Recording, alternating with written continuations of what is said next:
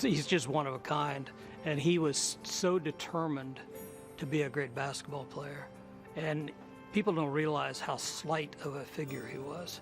He was 6'1", 6'2", and probably about 150 pounds. Jimmy Rayl's determination overcame his lack of size.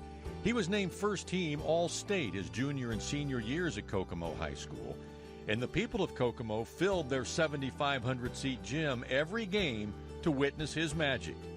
In Jimmy's senior year, he averaged nearly 30 points per game and scored over 40 5 times, including one memorable game against Muncie Central when playing with a 101-degree fever. Jimmy had got kind of pushed into the scorer's bench, and he had a big gash on his eye, and he said the line in the Indianapolis Star the next day was they were playing Muncie Central, the Bearcats, and it said, sickly, spindly Jimmy Rayl caught a Bearcat by its tail, shot him dead with 45. He had 45 points that night.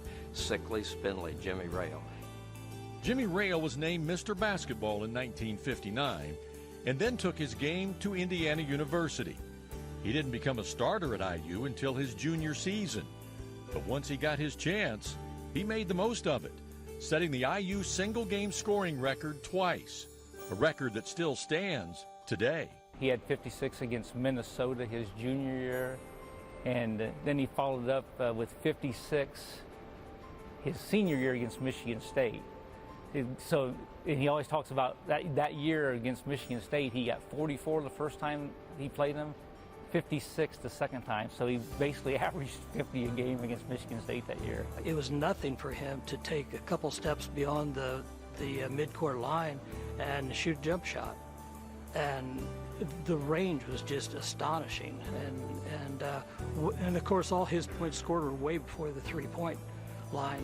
And I've seen estimates at times that the games that he scored, the 56 points at IU, had they been a three-point range, it may have been 71, 72 points he would have had. And if he was scoring that many, they might have guarded him a little closer, I don't know. But he was one of a kind, and just a remarkable shooter.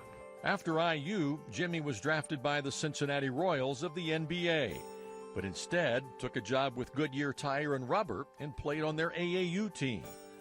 4 years later, the ABA was formed, and Jimmy became a part of the very first Indiana Pacers team. He was really glad to be on the first team of the Pacers, and he led them in three-point shooting, and the first year he was voted the most popular Pacer by the fans. That meant a lot to me, and my mom still has the trophy at the house. So I think that's probably his most prized possession, was that trophy from the most popular Pacer. Jimmy Rayl passed away last January, but in Indiana, especially here in Kokomo, his legend lives on. And Jimmy Rayl's legacy will live on in Kokomo. On Thursday, a ceremony was held here at Memorial Gym naming a street in his honor, a section of Superior Street from Jimmy's boyhood home to right here at Memorial Gym was changed to Jimmy Rayl Boulevard, an honor that would have meant a lot to him. Oh, my dad would have been so excited. He would have hid the excitement. He's kind of a low-key guy anyway, but I know he would have had my mom drive him up and down Superior Street so he could see all the signs, and he would be really honored.